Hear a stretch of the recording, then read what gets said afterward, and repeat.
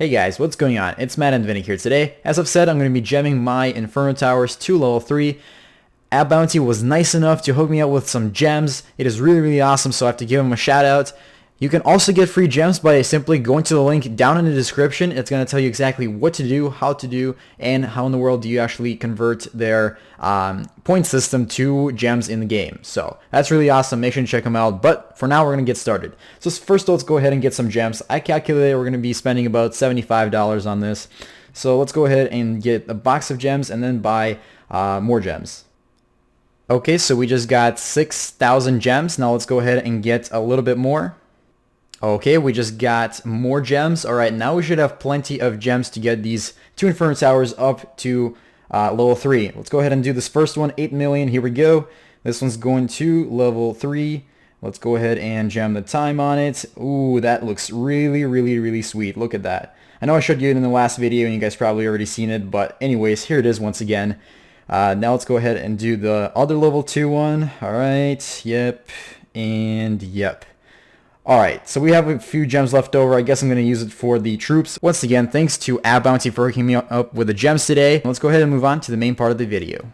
So by the title of this video, you can tell we'll be taking a look at the defensive wins of this base design. Patrick attacks it a lot, he wins every time, and so you know what, I decided to try this base out and see what other people use against it and how it performs. So I had 6 defensive wins with it, and then I had about 4 losses. So that's a very good percentage. I win more than I lose, and it's super hard to do that here in 3,000 trophies. So I actually really like the base, and it kind of explains why the top players are using it, even though it's bad against some of those strategies.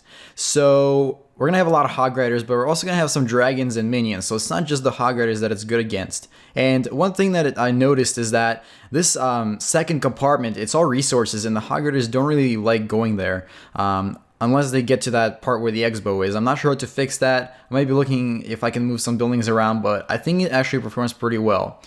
So at this point, the Hog Riders are really pretty much dead because of those double mortars in the center. I'm kind of showing you Santa presence right here. This is kind of a video from like a week ago. I'm sorry for the lack of uploads. I understand that, guys. But please bear with me. I got some schoolwork as well, and I got to get that done before I do videos. Anyways, pretty much the Hog Riders are dead. He sent out his queen and his king, but it really didn't work out, and he only got to 42%. So he doesn't even really break through the center compartment. Alright, so here's our next replay. I'm going to show you all the Hog Riders attack first and just, you know, see what people attack with. So right now, instead of starting from that kind of right side, we're going to start from the bottom. We're going to get the heroes, and you know what? Today I'm going to be probably speeding by all the clan castle luring and all the hero luring because it's kind of boring to watch that every single time. But once they're down, we'll resume to regular speed. All right, now we have this gigantic pile of Hog Riders coming at one point, so I like this. I actually noticed that by deploying one line of Hog Riders, it's actually a little bit more useful because they start focusing on more buildings. But this is like the spring traps right around the base really help. As you see, there's a bunch of Hog Riders already gone. Also, the giant bombs. Also, I placed them at points where there's 2 defenses right next to each other, where the Hog Riders are going to take a little bit of time to stay there, and that's really where they're going to blow up. So as you see there.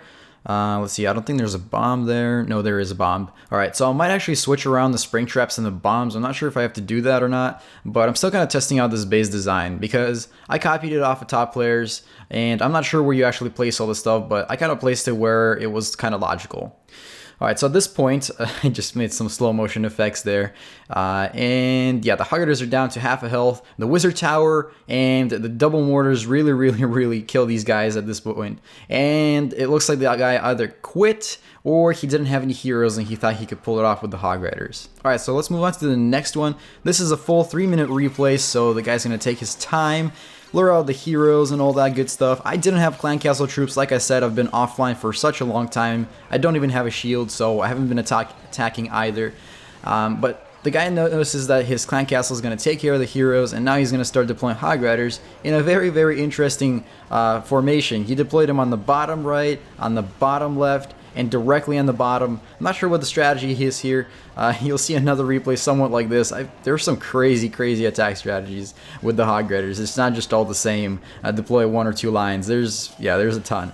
Anyways, as you see, once again, that point right there, they go to the center, so I might have to modify that part somehow so that the Hog Riders actually go around the base, not to the center. But it looks alright. because again, those double mortars, just look at that, just that, it's amazing what how you go to the center, you think you're gonna get it, and then the mortars take you out. All right, so I'm gonna speed this up because all he really does is deploys a few wizards, a few archers around the base, and nothing really goes. So he only gets 42%.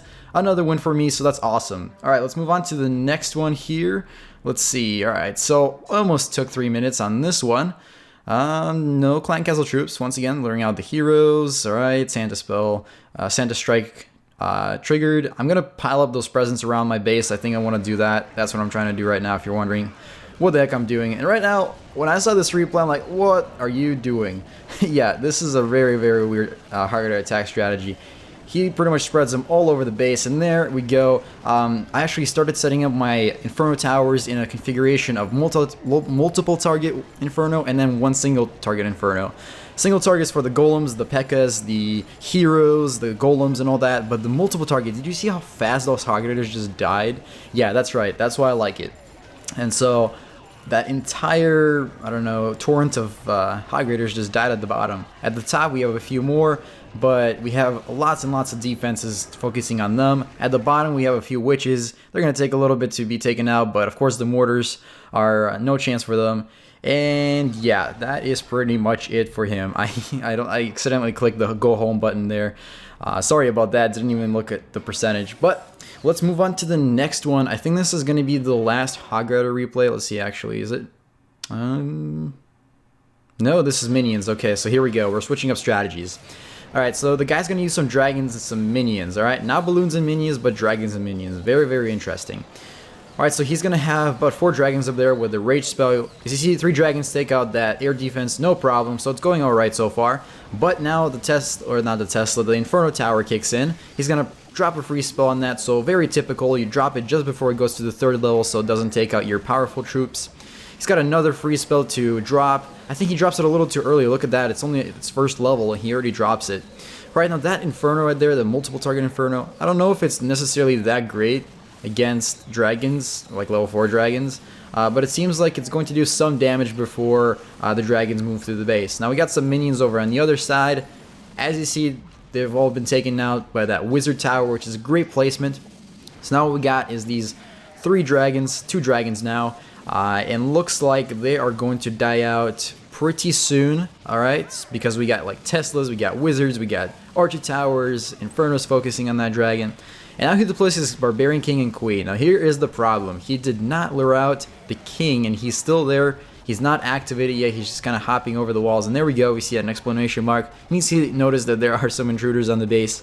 He's going to get out there. And you know what? Even if I didn't have that King, I'm pretty sure I would have been fine with my defenses taking out the rest of his troops. He gets very close to 50%, but close is not good enough. That is definitely a win for me. And here we go. Let's go ahead and watch the next replay. Alrighty, here it is. Not taking all 3 minutes, just taking about 2 minutes.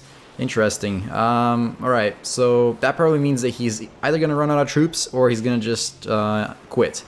Anyways, right off the bat, we see taking out the air defense. That means we're going to have some air units, unless he's really just trolling me. Nah, he's not trolling. He is using dragons. Alright, so the dragon strategy actually used to be super, super popular back when the air defenses were just level 6, or sorry, level 7. When level 8 came out and they added the 4th one to Town Hall 9 and 10, that really killed the dragon strategy plus the Infernos. But looks like this guy is going to come back. He's going to try to attack me, and maybe he's going to win, maybe he's not going to win. But you know what, since this video is called Defensive Wins, I'm pretty sure he's going to lose, you know? Anyways, I like the rage spell placement there, but the fact is, you see all those Dark Elixir, not Dark Elixir, I'm sorry, air-seeking bombs coming at him, and that really kills him. I also love how the level 3 Inferno has the highest level beam is so fat. It looks really cool. Alright, so, you know what, I really enjoy this Inferno being multiple target. As you see, it dies out, but it does so much damage to 5 targets at the same time that I really like it. And I think it's a great setup for right around 3,000 trophies. Not sure if you're going to be like about 4,000 like Patrick. I'm pretty sure there you probably won't have both Infernos at single target. Anyways, he gets the same percentage as the last person, right at 47%. also attacking with air troops, but did not get it. Alright guys, well thank you for watching this video. I hope you enjoyed it. Make sure to check out the previous video. Check out the free gems sponsored by Ab Bounty. Once again, thanks to them for hooking me up. At the beginning of the video, you saw me gemming to level 3 Infernos. That was awesome. They hooked me up with the money. So go ahead and check them down in the description. There's a link to the video of how to get free gems for your Clash of Clans game. Also check out my Facebook and Twitter to stay up to date, and subscribe to me if you're not yet a subscriber. Alright guys, that's it for today's video. Clash on.